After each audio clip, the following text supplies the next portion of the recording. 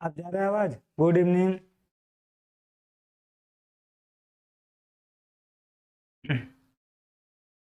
Revise कर लिए सब लोग?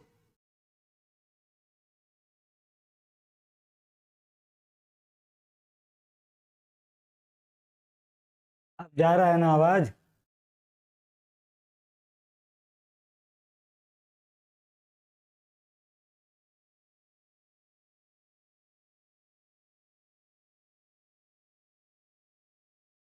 पंकज सर की तबीयत ठीक है, देखिए पंकज सर जी अब ठीक है।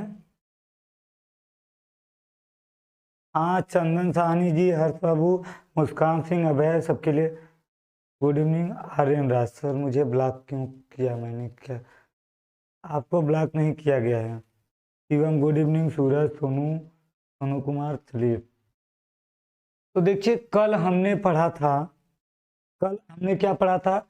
अवतल दर्पण से 6 पॉइंट पढ़े थे प्रतिबिंब बनाने के नियम। देखिए 6 पॉइंट पढ़े थे कल। हाँ, आज उत्तल दर्पण पढ़ना है। तो देखिए एक बार उस 6 पॉइंट को हम लोग रिवाइज कर लेते हैं। देखिए पहला क्या था? पहला था कि जब वस्तु अनंत पे रहेगा तो यहाँ फोकस रहेगा हमारा, और ये क्या होगा? प्रकाश वक्रता केंद्र रहेगा। आवाज अब जा रही है ना? तो चलिए देखिए,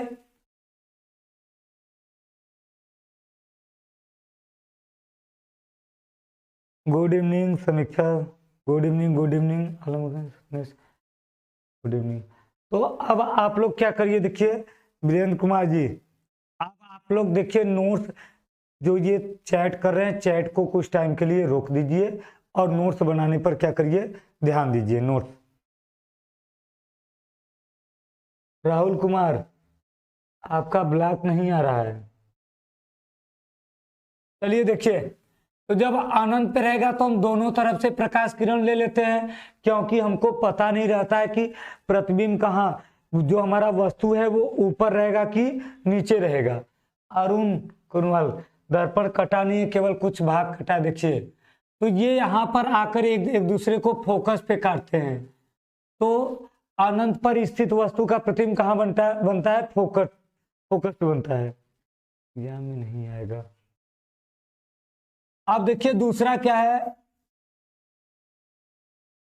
जब क्या हो, जब वस्तु कहां पर हो, फोकस है और ये केंद्र है, फोकस और केंद्र के बीच में कहीं वो, तब अब आपको पता रहेगा कि वस्तु हमारे आंख के सीध के ऊपर है कि नीचे है। तो देखिए पहला प्रकाश किरण क्या होगा? मुख्य अक्ष के समांतर आएगा और ये चला जाएगा फोकस से, और दूसरा प्रकाश किरण वक्रता केंद्र से आएगा, ये इसी पर वापस चला जाएगा। तो इसका प्रतिबिंब कहां बनेगा? वक्रता केंद्र और फोकस के बीच बनेगा। मैसेज जा रहा है मनीषा कुमारी सिंह जी। संपूर्णानंद देखिए ध्यान देंगे तब आपको समझ में आएगा। आप लोग जब चैट करने में बिजी रहेंगे तब कुछ नहीं समझ में आएगा। 10 मिनट बीते नहीं, आप लोग इतना बस चैट पे ध्यान दिए हैं।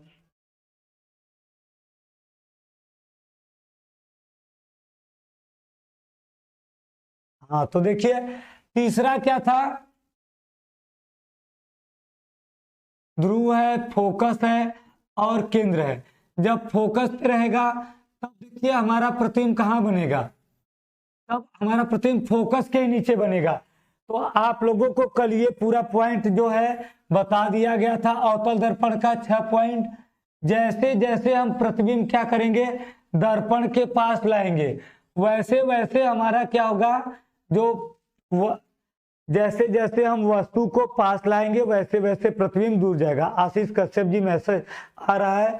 अब आप लोग एक काम करेंगे, केवल नोट्स अब बनाना चालू करिए। अब आगे जा रहे हैं बताने, नोट्स केवल बनाएंगे और ये आप लोग चैट करने पर ध्यान नहीं देंगे, चैट को बंद कर देंगे। टेस्ट आप लोग का होगा सैटरडे को, शनिवार को।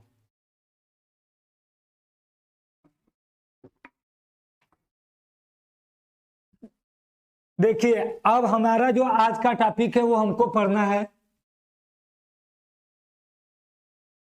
उत्तल दर्पण द्वारा प्रतिबिंब का बनना। देखिए, उत्तल दर्पण द्वारा प्रतिबिंब का बनना।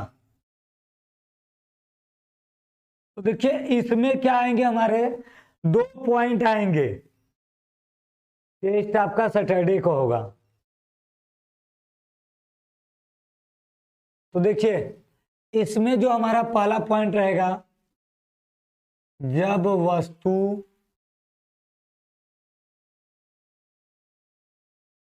अनंत, जब वस्तु अनंत पर हो। पहला पॉइंट क्या रहेगा, जब वस्तु अनंत पर हो। नमस्ते अदिति सिंह जी। देखिए सर, सनी कुमार जी, चैट पे ध्यान देंगे तो फिर नोट्स नहीं बनेगा और आप लोग फिर आगे पढ़ नहीं पाएंगे। तो पढ़ने पर ध्यान दीजिए, कमेंट बंद कर दीजिए चैट करना। हाँ, पीडीएफ मिलेगा आप लोगों को। देखिए तो ये हमारा क्या है, एक उत्तल दर्पण है। इसमें हम देखिए क्या कर देंगे, पॉलिश कर देंगे।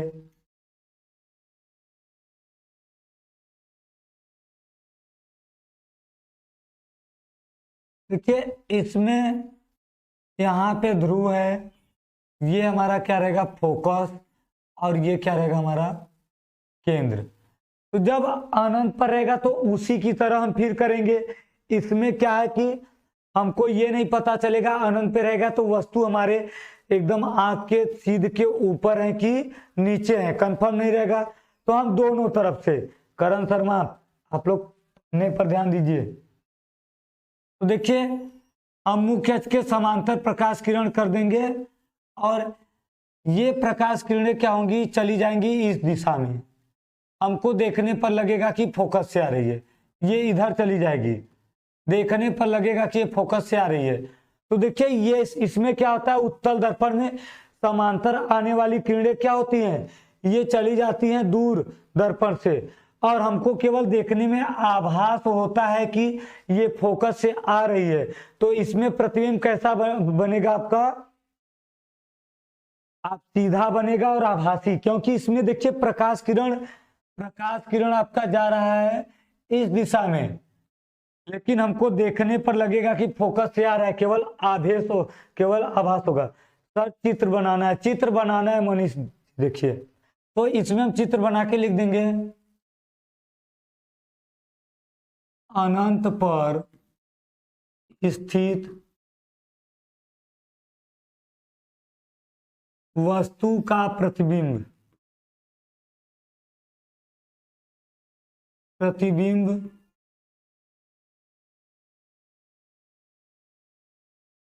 फोकस पर सीधा, आभासी और छोटा बनेगा। देखिए ये है हमारा, देखिए 6 पॉइंट हो चुका है कल का। मुस्कान जी, पंकज सर ठीक है, अरुण करनवाल जी, पंकज सर ठीक है, 2 दिन बाद से वो क्लास लेंगे आपका फर्स्ट चैप्टर से। प्रशांत मिश्रा, आज क्लास नहीं लेंगे, आज कोई प्रॉब्लम है आपको क्लास लेने में? तो देखिए ये पहला पॉइंट था, जब वस्तु अनंत पे रहेगा तो इसका प्रतिबिंब कहां पर बनेगा, फोकस पे बनेगा। देखिए किरण जा रही इस दिशा में, हमको केवल आभास हो रहा है, तो ये कैसा होगा, आभासी प्रतिबिंब बनेगा।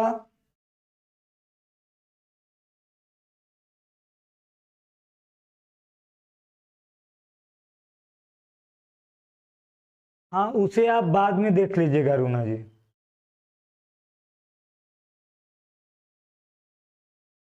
तो ये हो गया। अब देखिए ये क्या है हमारा, इसमें जब प्रकाश किरण समांतर आएगी, प्रकाश किरण, तो ये प्रकाश किरण क्या होगी, इस दिशा में चली जाएगी। हमको केवल देखने पर लगेगा कि ये कहां से आ रही है, फोकस से होकर आ रही है। तो केवल आभास होगा, फोकस से आती नहीं है, केवल फोकस से आने का आभास होता है। तो इसे हम क्या कहते हैं, देखिए आभासी प्रतिबिंब बनेगा और बहुत छोटा बनेगा।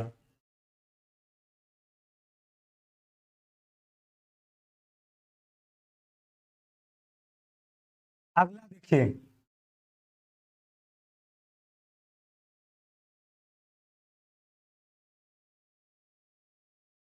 जब वस्तु अनंत और ध्रुव के बीच हो, तो देखिए ये हमारा है एक उत्तल दर्पण, इसमें ये आ जाएगा हमारा ध्रुव और ये क्या होगा फोकस और ये क्या होगा हमारा केंद्र। इसको हम पॉलिश कर देंगे।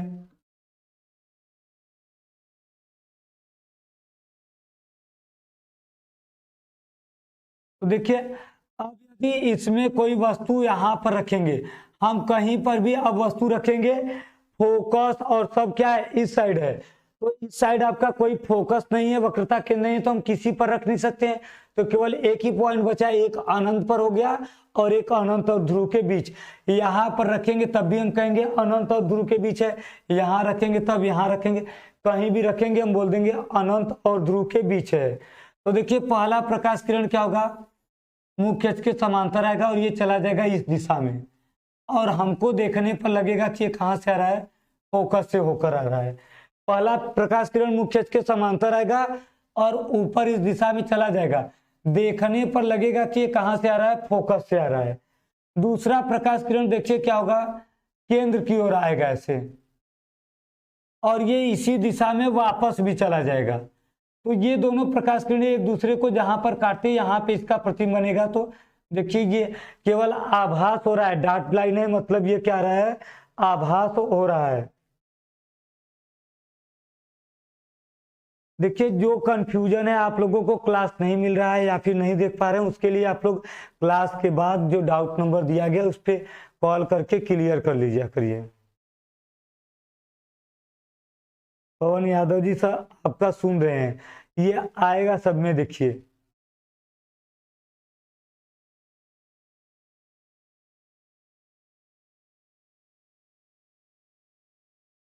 देखिए तो ये क्या है हमारा ए बी वस्तु है और इसका प्रतिबिंब ए डैश बी डैश बना है जो कि वस्तु से छोटा है और सीधा है। तो इसमें हम क्या लिखेंगे, अनंत और ध्रुव के बीच स्थित वस्तु का प्रतिबिंब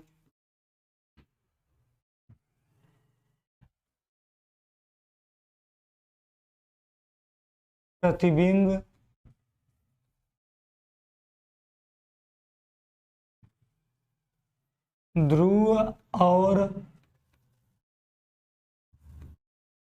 फोकस के बीच सीधा आभासी और छोटा बनता है।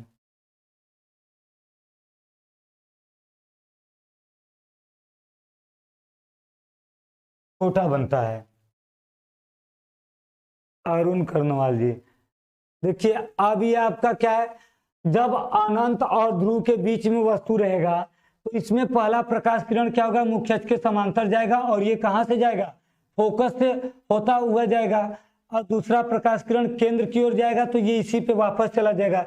दोनों प्रकाश किरणें एक दूसरे को जिस बिंदु पर काट रही हैं वहां पे इसका सीधा और आभासी प्रतिबिंब बनेगा। तो आप लोग ध्यान देंगे तब ना, अभी हम आपको 100 बार बता दिए कि कमेंट बाजी छोड़े, आप लोग ध्यान दे नहीं रहे हैं। जब ध्यान नहीं देंगे तो फिर पढ़ेंगे कहाँ, कमेंट करते रहेंगे केवल। ये देखिए हो गया हमारा उत्तल दर्पण में केवल, तो पहले जब टॉपिक पढ़ लेंगे तब तो इसका क्वेश्चन बताएंगे। देखिए जब आप लोग क्या करेंगे उत्तल दर्पण पढ़ेंगे तो इसमें केवल 2 पॉइंट होता है, अनंत पे रहेगा तो फोकस पे प्रतिबिंब बनेगा, और अनंत के बाद हम कहीं भी रखेंगे फोकस और ध्रुव के बीच में ही बनेगा।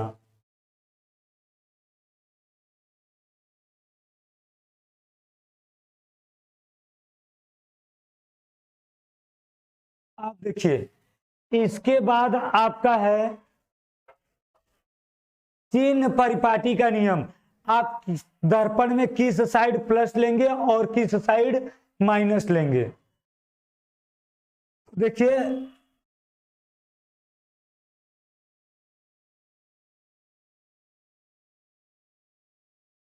दर्पण के लिए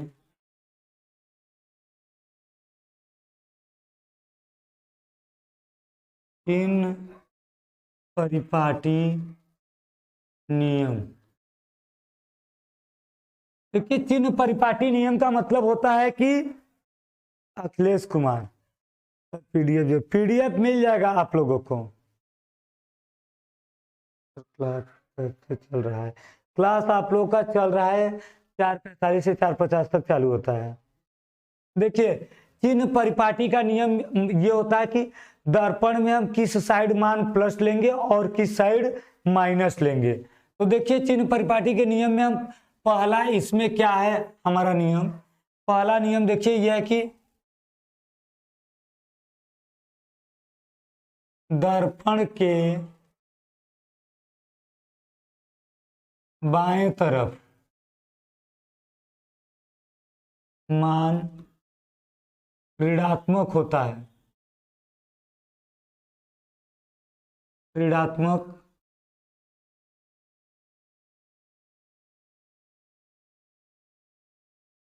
ऋणात्मक होता है। देखिए दर्पण के बाएं तरफ चलेंगे तो मान क्या होगा, ऋणात्मक होगा।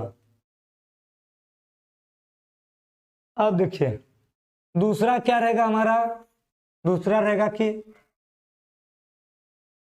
दर्पण के दाएं तरफ मान क्या होगा, धनात्मक होता है। अब हमारा अगला क्या है, तीसरा पॉइंट देखिए मुख्य अक्ष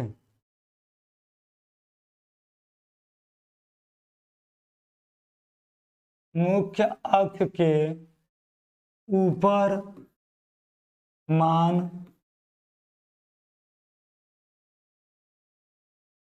धनात्मक और नीचे मान ऋणात्मक होता है।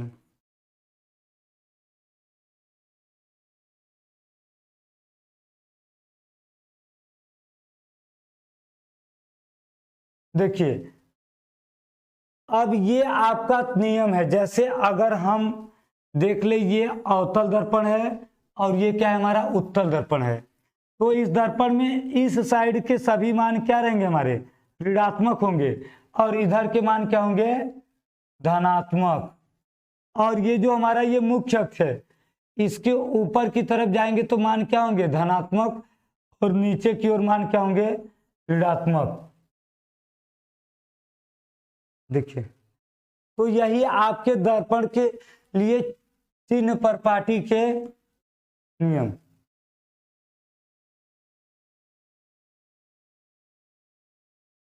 हाँ सही है मनीषा कुमार सिंह जी, वो छूट गया था। देखिए दर्पण के लिए चिन्ह परिपाटी के नियम क्या है, दर्पण के बाएं साइड चलेंगे तो मान क्या रहेगा ऋणात्मक रहेगा और दर्पण के दाहिने साइड चलेंगे तो मान क्या होगा धनात्मक होगा।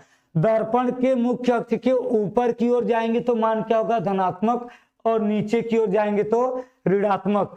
देखिए इसको आप लोग ऐसे समझ सकते हैं, देखिए चिन्ह परिपाटी के नियम में जब हम देखेंगे तो उत्तल दर्पण, उत्तल दर्पण में देखिए U का मान किस में रहेगा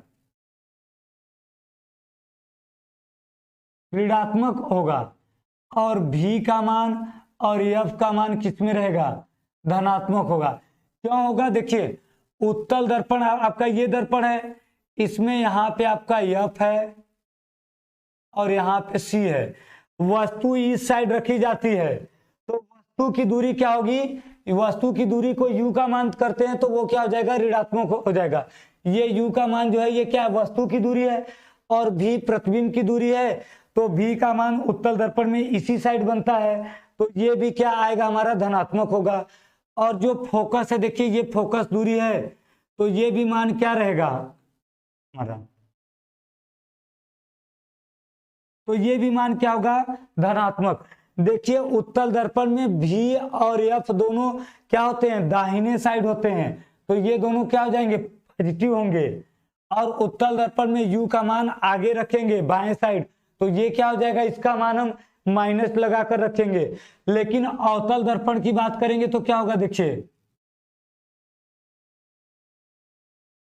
अवतल दर्पण में आपका यू भी एफ का मान किसमें होगा, ऋणात्मक होता है।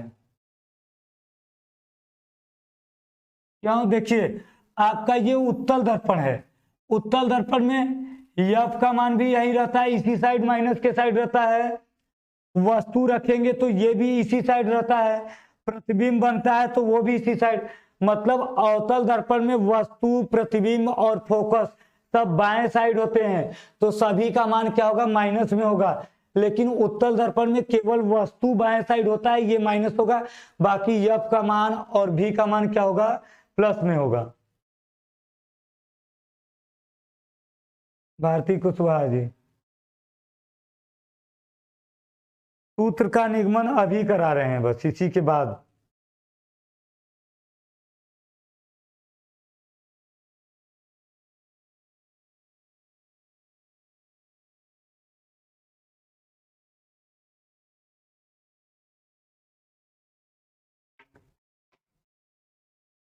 अवतल दर्पण में अभी माइनस हो गए। वंशिका जी, क्या डाउट है आपको, क्लास आपका 3:45 से चालू होता है। हाँ, अवतल दर्पण में पूरा मान माइनस होता है और उत्तल दर्पण में आपका केवल u का मान माइनस रहेगा, बाकी सब क्या होंगे, प्लस होंगे, पॉजिटिव होंगे। भी अंकित सरोज जी, भी आपका प्रतिबिंब की दूरी है और u क्या है, वस्तु की दूरी है। अब ये लिखवाएंगे अभी। देखिए अब हमको क्या देखना है, देखिए देखिए अब हमको देखना है कि फिर से, ठीक है, टाइम टेबल भेज दिया जाएगा आप लोगों को। u आपका वस्तु है और भी प्रतिबिंब है। अभी बता रहे हैं, ध्यान से सुनिए, भी आपका प्रतिबिंब है, u वस्तु है, यह फोकस है। आप लोग, पुष्पेंद्र कुमार, चलिए देखिए, हाँ ये फिक्स है, सनी कुमार जी ये सब फिक्स है। आशीष कश्यप, देखिए आपका u जो है ये वस्तु है, भी आपका प्रतिबिंब है और यह फोकस है। उत्तल दर्पण में f और भी दोनों इस साइड होते हैं, दाएं साइड होते हैं, तो ये दोनों का मान प्लस होगा। लेकिन u का मान, वस्तु का मान माइनस होगा, ये किस साइड होता है, बाएं साइड होता है। लेकिन आप देखेंगे अवतल दर्पण में u का मान, भी का, देखिए ये u है, ये भी है और ये f है, u भी f सब क्या होते हैं, दाएं साइड होते हैं, तो सबका मान क्या होगा, माइनस में होगा।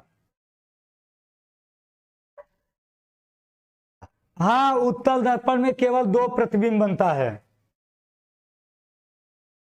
आप देखिए अगला, देखिए क्या है हमारा, आगे हमको देखना है कि दर्पण के वस्तु के दूरी और प्रतिबिंब की दूरी और फोकस दूरी में संबंध बताइए।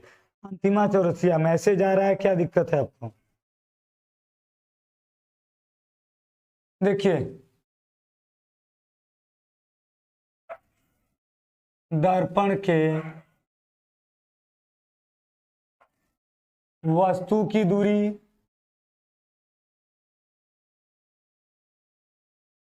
प्रतिबिंब की दूरी और फोकस दूरी,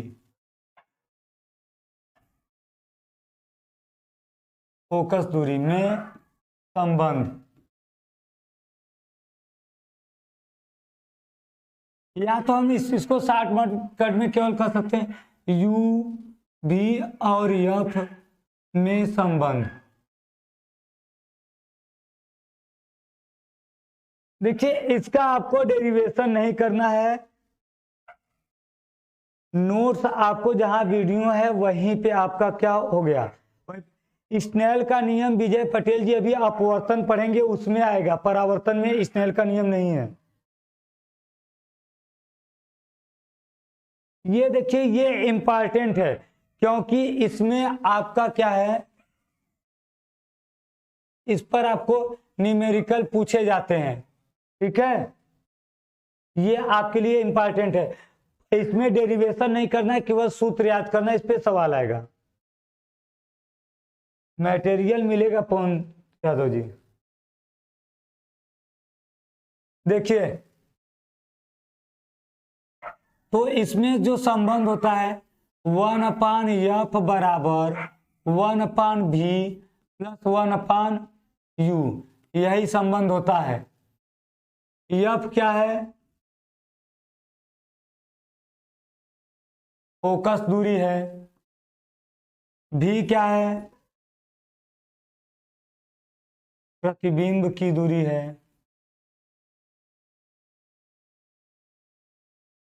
और u क्या है, वस्तु की दूरी।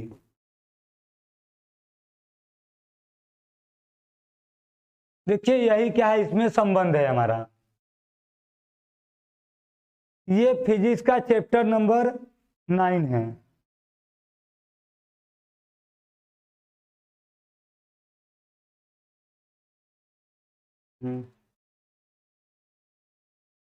हाँ बोलो। ठीक, आज मतलब आज कैंसिल क्या, ठीक है ओके, हम बाद में बात करते हैं पास में। हाँ तो देखिए इसमें आपको केवल ये संबंध याद करना है, केवल यही, और ये इंपॉर्टेंट संबंध है। इसका सवाल तो हम आगे करवाएंगे, ये एक दो सवाल अभी तुरंत करवा देते हैं कि इस पे किस टाइप के सवाल आते हैं, ठीक है। न्यूमेरिकल आपका एक दो अभी करवा देते हैं, बाकी और बाद में कराया जाएगा। यह फोकस दूरी है, भी प्रतिबिंब की दूरी है, और यू क्या है, वस्तु की दूरी है। नहीं डेरिवेशन नहीं करना है, देखिए केवल आप लोगों को। देखिए जैसे अब इस पे हम एक सवाल देखिए देते हैं,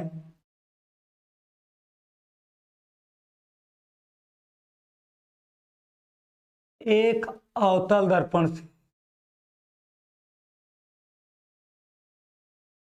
अवतल दर्पण से 20 सेंटीमीटर 20 सेमी दूरी पर रखे वस्तु का प्रतिबिंब,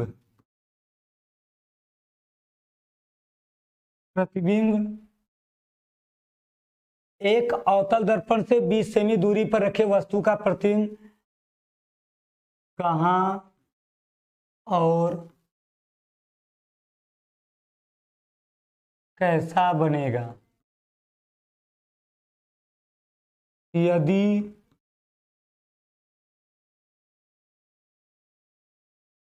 फोकस दूरी 15 सेमी हो। देखिए आपको यहाँ पे बताना है कि एक अवतल दर्पण है, अवतल दर्पण से 20 सेमी दूरी पर कोई वस्तु रखी है, तो उसका प्रतिबिंब कहाँ बनेगा और कैसा बनेगा यदि दर्पण की फोकस दूरी कितना हो, 15 सेंटीमीटर हो। मतलब एक अवतल दर्पण की फोकस दूरी 15 सेंटीमीटर है, और यदि उससे 20 सेमी दूरी पर वस्तु रख दिया जाए तो उसका प्रतिबिंब कहां पर बनेगा और कैसा बनेगा, ये हमको देखना है। तो देखिए प्रतिबिंब कहाँ और कैसा बनेगा। तो देखिए इसका जब हम हल करेंगे तो क्या करेंगे, हल में पहले हम क्या लिख देते हैं, दिया है, क्या क्या दिया है, जो जो मान दिया है पहले हम वो लिख लेते हैं। देखिए ये दिया है 20 सेमी दूरी पर वस्तु रखा है, तो वस्तु की दूरी को हम कैसे देखते हैं, शिवानी जी कमेंट दिख रहा है, तो आप क्वेश्चन समझा रहे हैं, क्वेश्चन पर ध्यान दीजिए। देखिए u का मान वस्तु की दूरी कितना दे दिया है,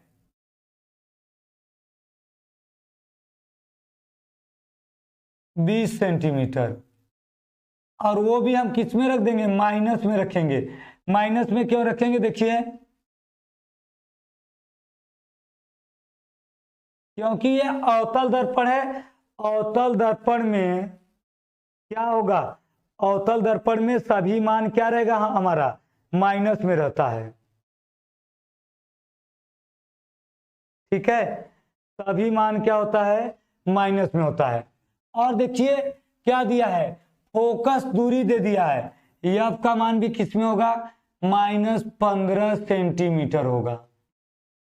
अब देखिए ज्ञात करना है, क्या ज्ञात करना है हमको, क्या ज्ञात करना है, भी का मान ज्ञात करना है कि प्रतिबिंब कहां और कैसा बनेगा।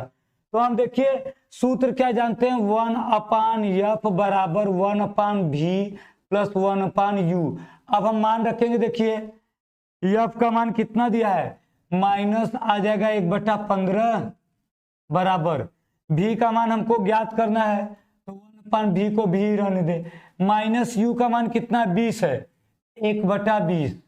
अब देखिए 20 को अगर हम इधर लाएंगे तो क्या होगा, प्लस में आ जाएगा।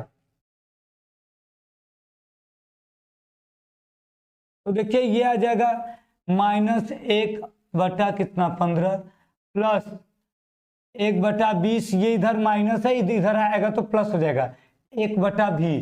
एलसीएम दोनों का कितना आएगा, 60 आएगा, तो 15 का भाग देंगे तो इधर -4 और 20 से 60 3 आएगा, 1/v। ये देखिए हमारा आ जाएगा -1/60 बराबर 1/v। तो उल्टा कर देंगे, भी का गुणा यहाँ करेंगे 60 का यहाँ, तो v बराबर हो जाएगा -60 सेमी। तो देखिए प्रतिबिंब कहाँ गया, प्रतिबिंब आ जाएगा 60 सेमी दूरी पर बनेगा, और माइनस आया है, माइनस का मतलब क्या होता है, उल्टा और वास्तविक लिखेंगे, और यदि यहीं पे प्लस आ जाता तो हम लिख देते सीधा और आभासी। माइनस का मतलब ये नीचे की तरफ बना है तो उल्टा बना है, और प्लस आता तो सीधा लिखते। भी निगेटिव में होगा, अवतल दर्पण में सब निगेटिव होते हैं।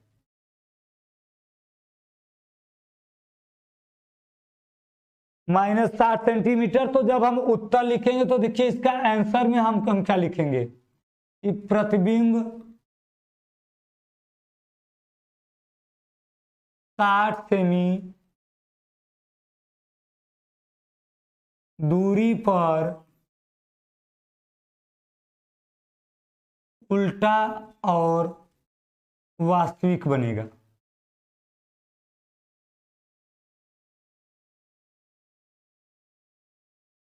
ये रहेगा, देखिए देखिए माइनस हो गया यार, माइनस चिन्ह ही हमको बताता है कि ये उल्टा बनेगा कि सीधा। माइनस आया है तो ये क्या होगा, उल्टा आएगा, और जब प्लस आएगा तो लिखेंगे सीधा बनेगा।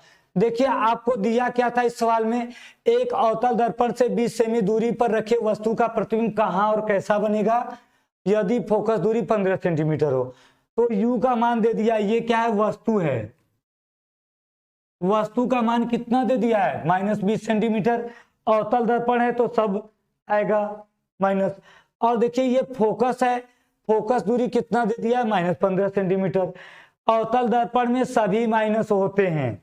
अब देखिए हमको ज्ञात करना है प्रतिबिंब का मान, भी का मान, तो हम सूत्र अभी यही पढ़े थे, देखिए आप अभी यही सूत्र पढ़े थे, तो यही सूत्र यहाँ पे हम लगा देंगे। तो सूत्र में रखेंगे, एफ का मान 15 रखेंगे, यू का मान 20, 20 को इधर लाके सॉल्व करेंगे, एलसीएम 15 और 20 का 60 होगा, 15 का भाग देंगे तो 4 आएगा, -4 और इधर देखिए 20 का भाग 3 आएगा। -4 में जब +3 जोड़ेंगे तो कितना आएगा, -1 आएगा। तो -1 आएगा तो v बराबर क्या हो गया, -60। अब -60 आया तो माइनस का मतलब कि ये प्रतिबिंब कैसा बनेगा, उल्टा बनेगा और वास्तविक बनेगा, बड़ा बनेगा, क्योंकि देखिए वस्तु की दूरी 20 सेंटीमीटर है, प्रतिबिंब 60 सेमी आया तो बड़ा बनेगा ही। तो इस टाइप से क्वेश्चन आएंगे। उत्तल दर्पण देगा तो एफ का मान प्लस में रखेंगे, यदि यही कह देता कि उत्तल दर्पण है तो एफ का मान प्लस में रख देते हैं। अरे आंसर लिखते समय केवल लिखेंगे 60 सेमी दूरी पर। इस माइनस का मतलब देखिए, इसमें देखिए आपका ये है, माइनस का अर्थ है प्रतिबिंब क्या बनेगा, उल्टा बनेगा और वास्तविक। देखिए माइनस का अर्थ केवल इतना है कि प्रतिबिंब क्या बनेगा, उल्टा और वास्तविक बनेगा। और यदि यही प्लस में आ जाता तो हम लिखते प्रतिबिंब सीधा और आभासी। माइनस चिन्ह से हमें केवल ये पता चलता है। और 20 और 15 का एलसीएम लीजिए आप लोग, देखिए यहाँ पे देखिए 15 है 20 है, 2 से काटेंगे 15 और ये 10, फिर 2 से काटेंगे 15 और 5, 3 से काटेंगे 5 और 5 से काटेंगे 2 गुणे 2 गुणे 3 गुणे 5 आएगा, 3 5 15, 15 30, 30 गुना 60। एलसीएम इसका कितना आएगा, 60 आएगा।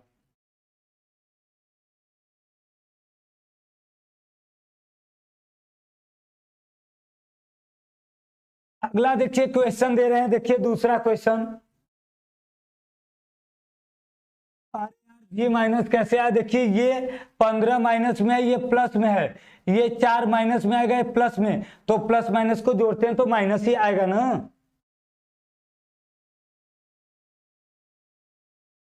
अब देखिए अगला, देखिए क्या है, अगला क्वेश्चन देखिए दे रहे हैं आपको।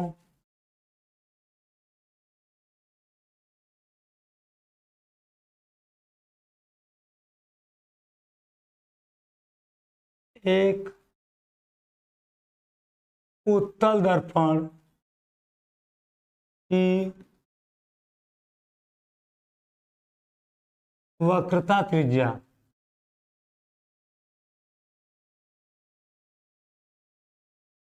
40 सेंटीमीटर है।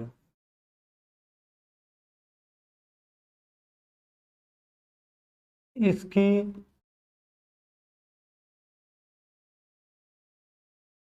फोकस दूरी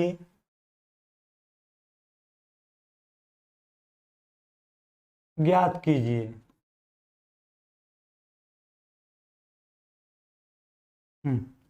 फोकस दूरी ज्ञात कीजिए। आगे इसी में है क्वेश्चन, यदि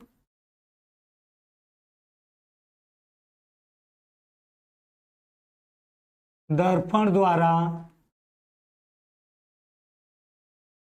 प्रतिबिंब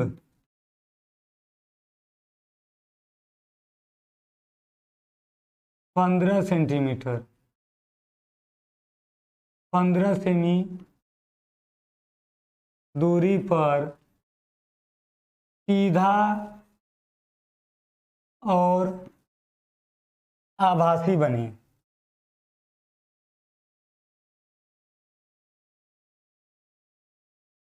तो वस्तु की दूरी बताइए। देखिए ये आपका दे दिया गया क्वेश्चन, देखिए हाँ एफ का मान 20 आएगा। पूजा राजपूत जी 1/20 में कैसे माइनस में कैसे है। अरे प्रांजल, देखिए प्रज्वल जी, इसमें अवतल दर्पण था इसके पहले, अवतल दर्पण में हम बोले थे u का मान भी प्लस होता है, v का मान और f का मान सभी मान माइनस में होते हैं अवतल दर्पण में, तो माइनस में, ठीक है। देखिए इसमें क्या होगा कि सभी मान माइनस में आएंगे और आप लोग ऐसे 90 प्लस नहीं करेंगे।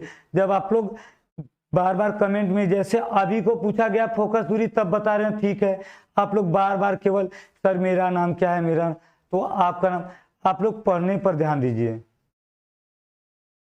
गौतम कुशवाहा जी तबीयत नहीं खराब है, केवल थोड़ा सा गला बैठा है। आप लोग ध्यान देंगे क्वेश्चन पे तब समझ में आएगा। और जब आप लोग केवल कमेंट में फंसे रहेंगे, हर 1 मिनट में एक एक कमेंट करें, नोट कब करेंगे, कब उसको समझेंगे, तो कहेंगे समझ में नहीं आ रहा है। देखिए इसमें आपको दिया है, जब हल करेंगे इसमें तो आपको दिया है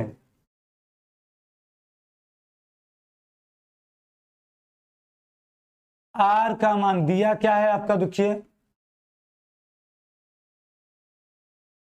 आर बराबर देखिए दे दिया है 40 सेंटीमीटर। अब देखिए यहां पे आप ध्यान देंगे, देखिए ये आपका उत्तल दर्पण है। उत्तल दर्पण में केवल u का मान माइनस आएगा, बाकी सभी मान क्या होंगे, प्लस में होंगे। तो देखिए अब यहां पे पूछा क्या है आपको, फोकस दूरी, तो F बराबर हम लोग सूत्र पढ़े हैं R/2, तो 40/2 कर देंगे, कितना आ जाएगा, 20 सेंटीमीटर आ जाएगा। ये आपका एक उत्तर आ गया, फोकस दूरी कितनी हो गई, 20 सेंट। अब देखिए प्रतिबिंब की दूरी दी है, तो प्रतिबिंब की दूरी भी बराबर होता है, भी बराबर कितना दिया है, 15 सेंटीमीटर। इसमें देखिए उत्तल दर्पण है तो सभी मान क्या होंगे, प्लस में होंगे। आर मीन्स वक्रता त्रिज्या, वक्रता त्रिज्या को आर से व्यक्त करते हैं। तो अब देखिए अब हमसे क्या पूछा है, क्या ज्ञात करना है हमको, देखिए u का मान, u का मान कितना आएगा, तो हम फार्मूला जानते हैं 1/f बराबर 1/v प्लस 1/u। ये हमारा क्या हो गया फार्मूला।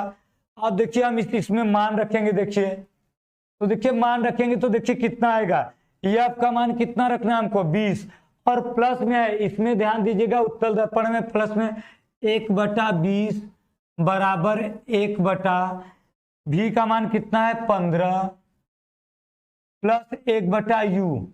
अब देखिए 15 को इधर करेंगे तो माइनस में आ जाएगा, यहाँ प्लस है यहाँ माइनस में आएगा, तो 1/20 माइनस 1/15 बराबर 1/u आएगा।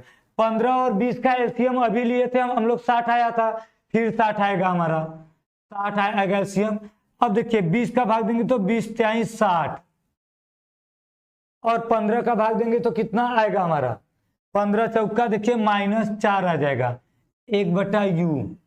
तो देखिए 3 में से 4 घटाएंगे तो आ जाएगा -1/60 बराबर 1/u, तो u बराबर आ जाएगा -60। तो u का मान हमेशा माइनस आएगा, u का मान देखिए ध्यान दीजिए हमेशा माइनस में आएगा। हम केवल उत्तर लिखते समय क्या लिख देंगे, प्लस में लिखेंगे कि वस्तु 60 सेमी दूरी पर होगा। देखिए ये आएगा हमारा -60 आएगा, लिखेंगे प्लस। तो देखिए पहले इसमें r का मान दिया था तो हम r के मान से क्या ज्ञात कर लिए हम, f का मान, और हमको v का मान दिया था u बराबर, तो u का मान कितना आ जाएगा हमारा 60 आ जाएगा। देखिए u बराबर 60 होगा, अदिति सिंह जी v बराबर नहीं। तो ये देखिए हमारा था दर्पण के लिए u v f में संबंध, अनूप कन्हैया। अब देखिए अगला जो हमारा टॉपिक है वो है रेखीय आवर्धन।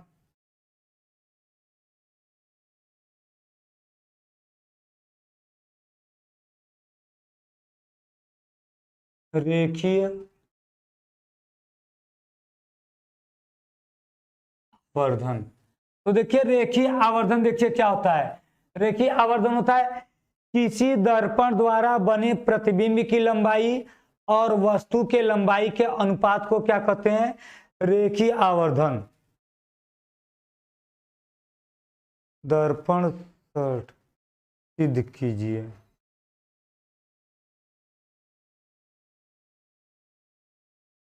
हाँ आप लोगों को देखिए अरमान जी, अभी चैप्टर जैसे ही कंप्लीट होगा क्वेश्चन कराएंगे 10-20 क्वेश्चन एक साथ।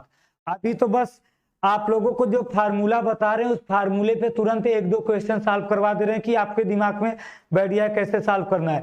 चैप्टर कंप्लीट होने के बाद आपको पूरा जितना क्वेश्चन है पूरा क्वेश्चन कराया जाएगा, 10-15 क्वेश्चन। प्रतीक परमार जी आपका दिख रहा है सर, आप कमेंट ज्यादा करते हैं।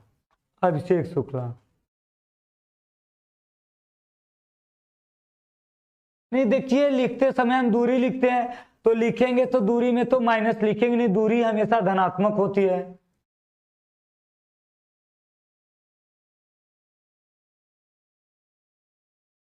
हाँ ये भी बता रहे हैं, अभी संयुग्मी फोकस है, रेखीय आवर्धन है और आपका क्या बचा है, केवल दर्पण के उपयोग। 3 टॉपिक यही पढ़ने देखिए इस चैप्टर में। और तो देखिए ये क्या है, रेखीय आवर्धन, दर्पण द्वारा बने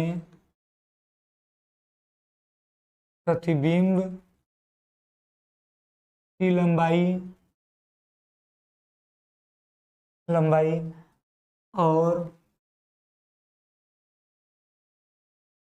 स्वयं वस्तु, ये मत लिखिए स्वयं, बस लिख दीजिए और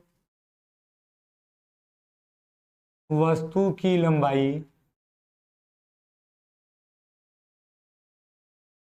के अनुपात को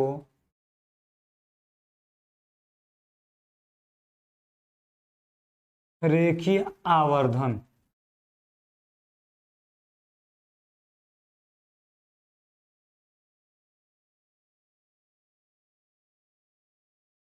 कहते हैं। इसे स्मॉल एम से व्यक्त करते हैं।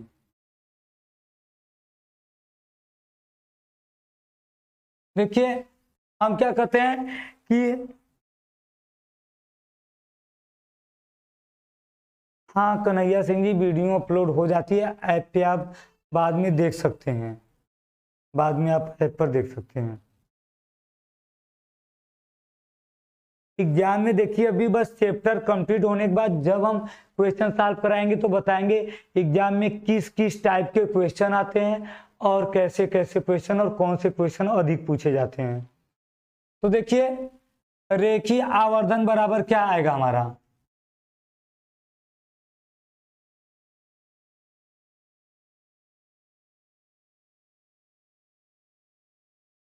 प्रतिबिंब की लंबाई बटे वस्तु की लंबाई। तो देखिए इसको हम एम से दिखाते हैं, तो प्रतिबिंब को आई से दिखा सकते हैं या तो एच डैश से दिखा सकते हैं, अपान ओ। आई देखिए क्या है, और इसी के बराबर देखिए हमारा आ जाता है बी बटा यू, भी इसी के अनुपात में होता है। तो देखिए आई क्या है हमारा, आई क्या है देखिए, प्रतिबिंब की लंबाई, और ओ क्या है, वस्तु की लंबाई। देखिए आई मतलब इमेज और ओ मतलब क्या होता है, वस्तु होता है हमारा। आई मतलब इमेज, ओ मतलब वस्तु। Love Kumar ji class 10th का है, इसमें आप जब अभी लेंस पढ़ेंगे तो अभी दर्पण में पढ़ेंगे कि जब दो लेंस आपस में जोड़कर रख दिए जाएंगे तब फोकस दूरी कितनी होगी, कुछ दूरी पर रखे जाएंगे तब कितनी होगी, मतलब 10th से थोड़ा सा इसमें चेंज हो जाएगा आगे 2-3 टॉपिक, बाकी सब 10th का रहेगा, केवल 2-3 टॉपिक आपके अलग से आ जाएंगे। आप लोग तो लिख नहीं रहे हैं, केवल बस सुन रहे हैं, बाद में अगर लिखेंगे नहीं तो फिर टेस्ट के समय तैयार नहीं करेंगे, एग्जाम के समय नोट्स बनाते रहिए।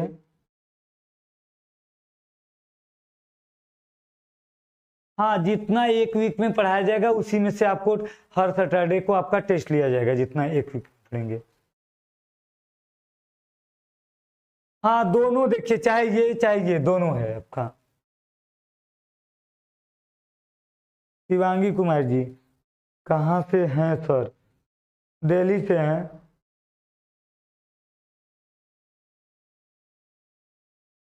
तो अब ये देखिए हमारा क्या हो गया, ये आ गया हमारा रेखीय आवर्धन हो गया।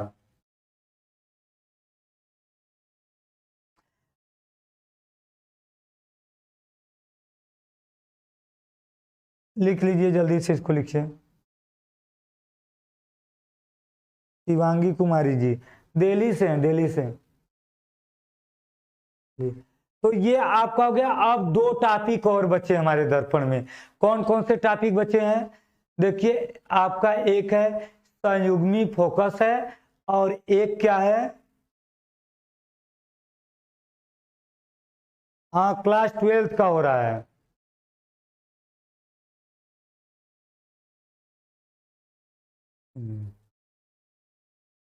देखिए इसका केवल डेरिवेशन नॉर्मली आप लोग देखिए समझ लीजिए कैसे होगा। देखिए डेरिवेशन, देखिए जब इसका रेखीय आवर्धन का हम करेंगे,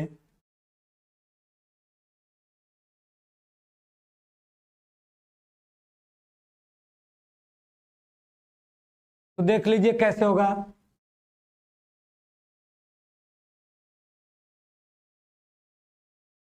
ई है, यहाँ पर हमारा एफ है, और यहाँ पे क्या है, सी है। कोई देखिए ये वस्तु है ए बी। अब देखिए इससे जो प्रकाश किरण जाएगा, पहला प्रकाश किरण समांतर जाएगा और ये फोकस से चला जाएगा ऐसे। दूसरा प्रकाश किरण देखिए केंद्र से जाएगा और ये इसी पे वापस चला जाएगा। तो देखिए वस्तु का जो प्रतिबिंब बनेगा यहाँ पे बनेगा ए डैश और बी डैश। अब देखिए एक हम प्रकाश किरण क्या करेंगे, हम यहाँ से, ये यहाँ से चला जाएगा। देखिए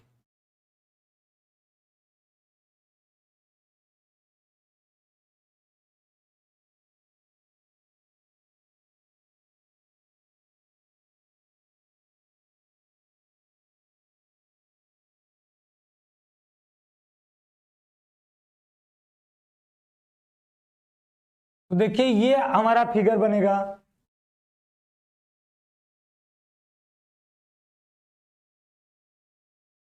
हाँ संडे छुट्टी रहेगी।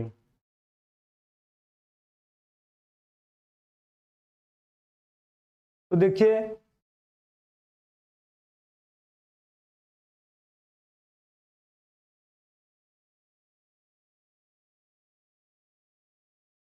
देखिए अब इसमें देखिए हम क्या लिखेंगे, लिखेंगे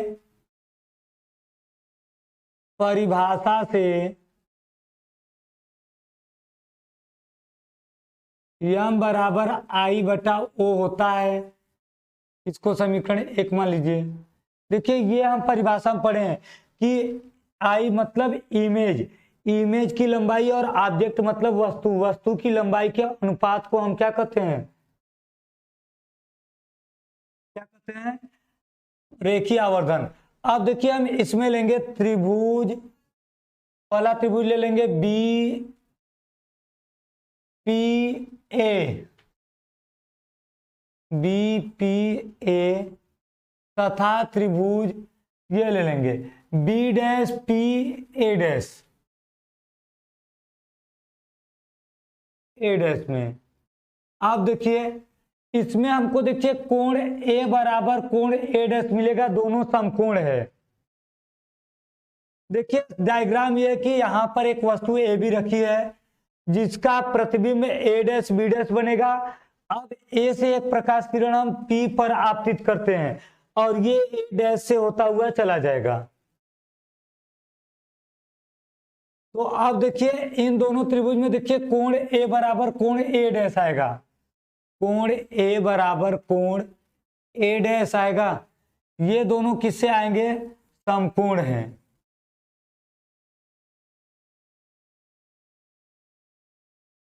देखिए ये भी समकोण है 90 अंश का है, ये भी समकोण है 90 अंश का है। और क्या आएगा, देखिए ये कोण बराबर ये कोण आएगा।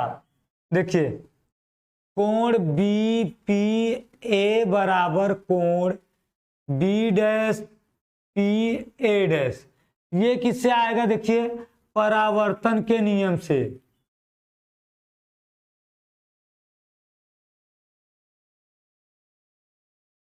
देखिए ये एक आपतित किरण है और ये क्या है? परावर्तित किरण है। बीच में आपका एक आपतन कोण बनेगा और एक क्या बनेगा? डेरिवेशन देखिए आ भी सकता है, नहीं भी आ सकता है। सूत्र पर सवाल आएगा तो डेरिवेशन बस इसका बता दे रहे हैं कैसे आएगा। आपको अगर बाई चांस पूछ दिया तो आपको आना चाहिए। हाँ यू और भी हमेशा इसमें निगेटिव होंगे। तो देखिए ये आपतन कोण है, ये परावर्तन कोण है, दोनों कोण बराबर होंगे। और जब किसी त्रिभुज में दो कोण बराबर होते हैं तो तीसरा कोण भी क्या होगा? बराबर ही होता है। तीसरा कोण जब बराबर रहेगा हमारा तो तीन, ये दोनों त्रिभुज क्या हो गए? समरूप। जब किसी त्रिभुज के सभी कोण दूसरे त्रिभुज के बराबर होते हैं तो इस त्रिभुज को हम क्या कहते हैं? समरूप त्रिभुज कहते हैं। तो देखिए ये आ जाएगा हमारा, अतः दोनों त्रिभुज समरूप होंगे। तब देखिए समरूप होंगे तो देखिए समरूपता का नियम क्या है? समरूपता का नियम, देखिए समरूपता का नियम यह है कि इनके भुजाओं का अनुपात बराबर होगा। एक हम इस त्रिभुज का भुजा ले लेंगे ए डैश बी डैश, तो एक इस दूसरे त्रिभुज का भुजा लेंगे ए बी, ये बराबर रहेगा। देखिए एक हम इस त्रिभुज का भुजा लेंगे ए डैश पी, तो एक इस त्रिभुज का पूरा भुजा लेंगे ए पी। देखिए इनके भुजाओं का अनुपात क्या होगा? बराबर है। ठीक है, इनके भुजाओं का अनुपात क्या रहेगा हमारा? बराबर रहेगा। तो अब देखिए हम लिखेंगे ए डैश बी डैश, ये क्या है? प्रतिबिंब है। तो इसको हम आई से दिखाएंगे। और देखिए ये नीचे की तरफ गया है तो माइनस आई दिखाएंगे। और ए बी क्या है? ये वस्तु है। तो वस्तु देखिए ये ऊपर की तरफ गया है वस्तु, तो ऊपर की तरफ क्या रहेगा हमारा? प्लस रहेगा। ओ ऑब्जेक्ट, वस्तु की दूरी क्या होगा? ऑब्जेक्ट। अब देखिए ए डैश पी क्या है हमारा? ये प्रतिबिंब की क्या है? प्रतिबिंब की दूरी। ये देखिए माइनस रहेंगे। आप अवतल दर्पण में यू और बी दोनों क्या होते हैं? माइनस, तो यह आ जाएगा माइनस बी। और एपी क्या है? वस्तु की दूरी है, ये आपका माइनस यू आ जाएगा। देखिए ये मान हम यहां रखेंगे तो ये आ जाएगा माइनस आई बटे ओ बराबर माइनस भी बटे यू। तो ये माइनस माइनस कट जाएगा, समीकरण 2 कर दीजिए। अब देखिए समीकरण 1 व 2 से देखिए यम आई और ओ के बराबर है और आई बटा ओ भी बटा यू के बराबर है, मतलब सभी मान क्या आ जाएंगे? बराबर। वो भी कराएंगे, ऑब्जेक्टिव सब करवाएंगे। देखिए तो ये देखिए कितना आ जाएगा? यम बराबर माइनस आई बटा ओ बराबर भी बटे यू। या तो हम ऐसे लिख दें या तो यहाँ पे ये माइनस यहाँ पे लगा दे। तो ये देखिए हमारा क्या है? रेखीय आवर्धन है। देखिए एक बार समझ लीजिए कैसे हुआ। त्रिभुज बी पी ए और B dash P A dash में हम देखिए पहले देखेंगे ये कोण बराबर इस कोण के हैं। ये दोनों कोण क्या है हमारे? दोनों कोण क्या है? समकोण है, 90 अंश के हैं। और देखिए ये कोण बराबर ये कोण के हैं, एक आपतन कोण है एक परावर्तन कोण है। तो परावर्तन के नियम से दोनों कोण क्या होते हैं? बराबर होते हैं। जब दो त्रिभुज में दो कोण बराबर है तो तीसरा कोण अपने आप बराबर हो जाता है। और तीसरा कोण जब बराबर हो जाएगा तो ये दोनों त्रिभुज क्या हो जाएंगे? समरूप त्रिभुज हो जाएंगे। तो समरूप त्रिभुज में उनके भुजाओं का अनुपात बराबर होता है। एक हम इस त्रिभुज का भुजा ले लिए, देखिए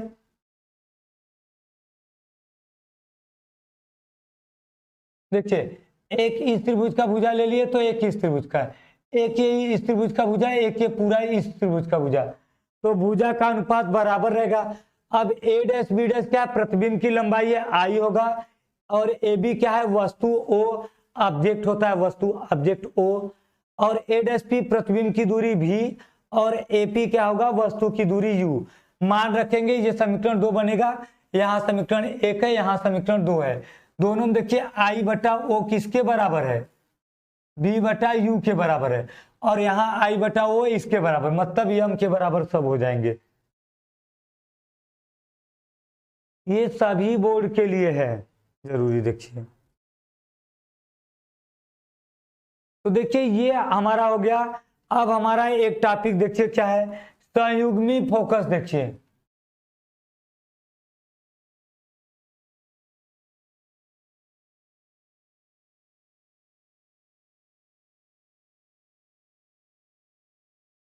संयुग्मी फोकस देखिए क्या होता है। टाइम अभी 10 मिनट बाद ओवर होगा, 5 बजे तक देखिए ध्यान से। देखिए संयुग्मी फोकस क्या है, देखिए मुख्य अक्ष पर स्थित वे दो बिंदु, वे दो बिंदु जिनके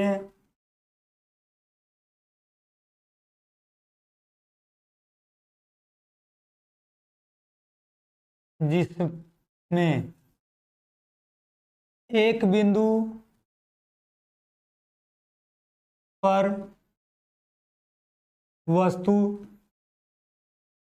रखने पर दूसरे बिंदु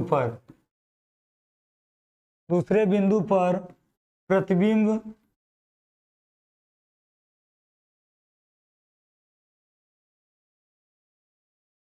बनता है, और दूसरे बिंदु पर रखने से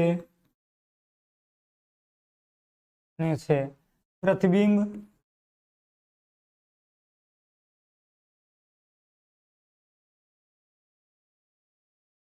पहले बिंदु पर बनता है। तो देखिए ये है हमारा, देखिए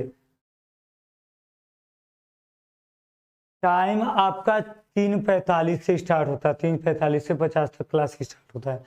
तो देखिए मुख्य अक्ष पर, जैसे ये दर्पण है, इस पे हम ऐसे दो बिंदु देखेंगे कि यहां पर वस्तु रखने पर इसका प्रतिबिंब कहां पर बनता है, आपका यहां पर बने, और यहां पर वस्तु को रख दे तो प्रतिबिंब यहां बने। मतलब एक बिंदु पर रखेंगे तो दूसरे बिंदु पर प्रतिबिंब बनेगा, और दूसरे बिंदु पर रखेंगे तो पहले बिंदु पर प्रतिबिंब बनेगा। तो इस प्रकार के जो हमारे बिंदु होते हैं, इन बिंदुओं को हम क्या कहते हैं, संयुग्मी फोकस कहते हैं। 4:30 से नहीं रहता भाई मैथ का क्लास, तो कुमार जी। अब देखिए लास्ट है हमारा दर्पण के उपयोग।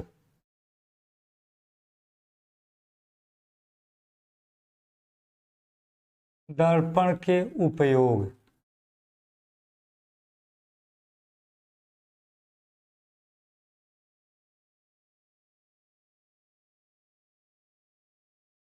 अवतल दर्पण के उपयोग पहले हम देख लेंगे,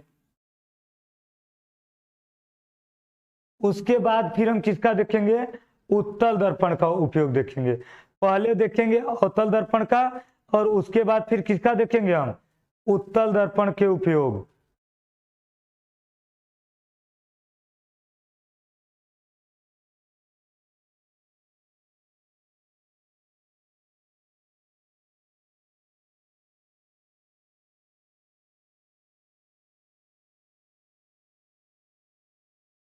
तो देखिए अवतल दर्पण के उपयोग में देखिए क्या है, पहला देखिए है कि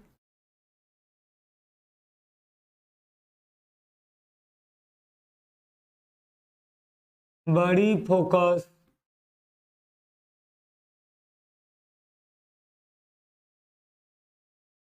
दूरी के दर्पण का उपयोग बड़ी फोकस दूरी के देखिए दर्पण का उपयोग सैलून में दाढ़ी बनाने में काम आता है। दाढ़ी बनाने के लिए क्या करते हैं, उपयोग करते हैं। उपयोग दाढ़ी बनाने में किया जाता है।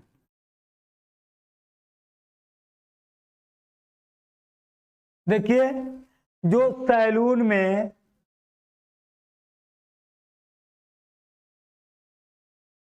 सर संयोग में फोकस द्वारा समझा दीजिए। ठीक है, वो भी बता देंगे।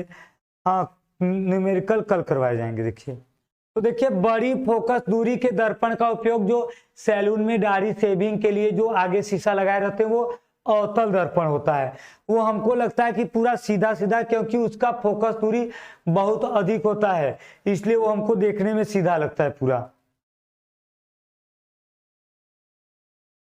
और देखिए दूसरा हम क्या लिख देंगे,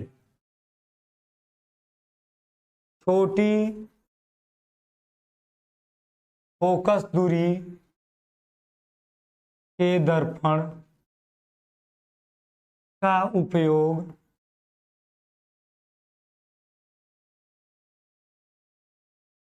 आंख,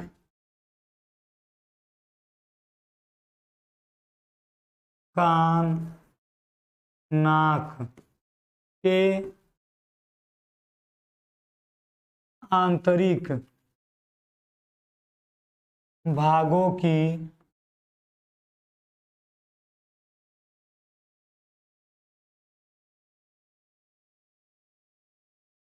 जांच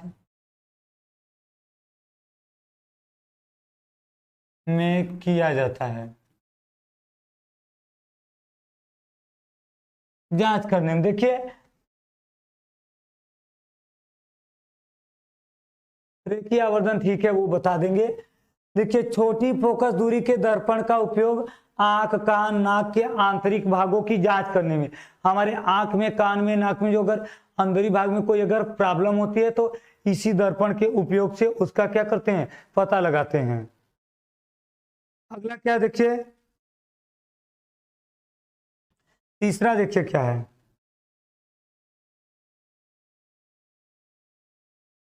मोटर, रेल इत्यादि के लैंप में। देखिए जो मोटर, रेल इत्यादि का लैंप जो होता है, लैंप जो जलता है उसमें हम क्या करते हैं, अवतल दर्पण का उपयोग करते हैं, क्योंकि अवतल दर्पण क्या करता है, प्रकाश को फैला देता है। तो उसमें प्रकाश क्या होता है, फैल कर दिखाना चाहिए। 3:45 से क्लास चलता है, देखिए दीपांशु उपाध्याय जी। तो ये देखिए अवतल दर्पण के उपयोग है। अब हम देख लेते हैं उत्तल दर्पण के उपयोग।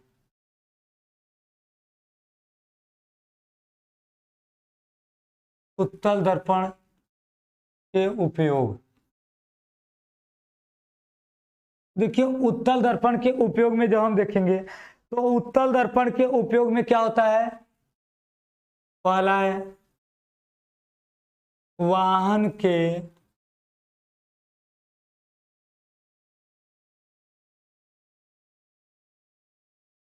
वाहन का देखिए जो साइड का शीशा होता है, ठीक है, जो साइड में शीशे लगे होते हैं पीछे देखने के लिए, वो उत्तल दर्पण होते हैं। उत्तल दर्पण क्यों होते हैं, क्योंकि साइड में जो भी वस्तु आ रही सीधा सीधा उसका प्रतिबिंब दिखाई देगा कि लेफ्ट है कि राइट है।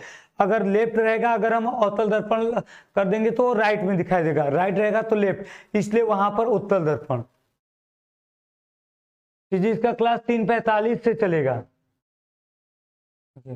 वाहन के साइड के शीशे में, ये पहला देखिए वाहन के साइड के शीशे में हम उत्तल दर्पण का उपयोग इसलिए करते हैं क्योंकि उत्तल दर्पण के उपयोग से जो पीछे के हमारे वाहन होंगे या कुछ भी वो हमें सीधे सीधे दिखाई देंगे। उत्तल दर्पण में जो प्रतिबिंब बनता है सीधा बनता है, तो सीधा दिखाई देगा।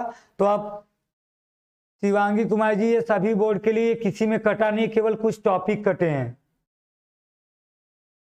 साइड मिरर, सही है शुभम जी। अगला देखिए,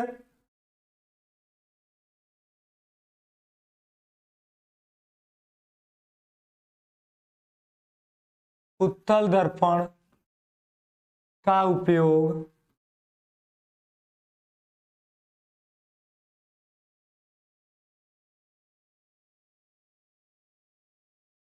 सड़क पर लगे, सड़क पर जो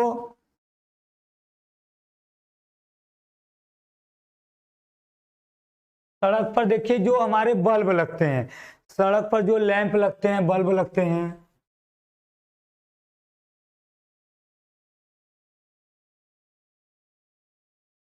इत्यादि में किया जाता है। तो देखिए ये है हमारा उत्तल दर्पण का उपयोग। उत्तल दर्पण का उपयोग इंपॉर्टेंट ऑब्जेक्टिव कब होगा अनुप्राम जी? कल होगा। ये आपका देखिए जो हमारा दर्पण का टॉपिक है, दर्पण का टॉपिक क्या हो गया? क्लियर हो गया, परावर्तन हो गया हमारा, दर्पण का टॉपिक क्लियर हो गया, परावर्तन। अब हम लोग नेक्स्ट क्लास में क्या करेंगे, पहले इससे संबंधित जो इंपॉर्टेंट ऑब्जेक्टिव हैं, कुछ सब्जेक्ट या तो जो सब्जेक्टिव या न्यूमेरिकल क्वेश्चन करके फिर अब अपवर्तन हम चलेंगे, अपवर्तन सॉल्व करेंगे।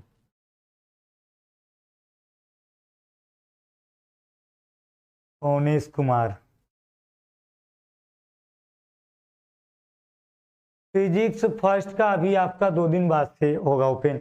पंकज सर ठीक हो गए पूरी तरह से, जब ठीक हो जाएंगे तो 2 दिन बाद से वो क्लास लेंगे। इसके बाद क्लास चलेगा तो अभी बताया जाएगा, देखिए नोटिफिकेशन किया जाएगा। तो ये आपका हो गया हमारा क्या कहते हैं, दर्पण खत्म हो गया। अब आप लोग इसको क्या करेंगे, रिवाइज कर लेंगे, नोट्स बना के अच्छे से रिवाइज कर लेंगे। इससे संबंधित जो भी क्वेश्चन परीक्षा में एग्जाम में पूछे जाने वाले हैं या तो पूछे जा सकते हैं, उन क्वेश्चन को हम क्या करेंगे, सॉल्व करवा के फिर आगे हम लोग चलेंगे। तो आगे हम लोग का आएगा अपवर्तन, तो हम लोग इसके बाद अपवर्तन।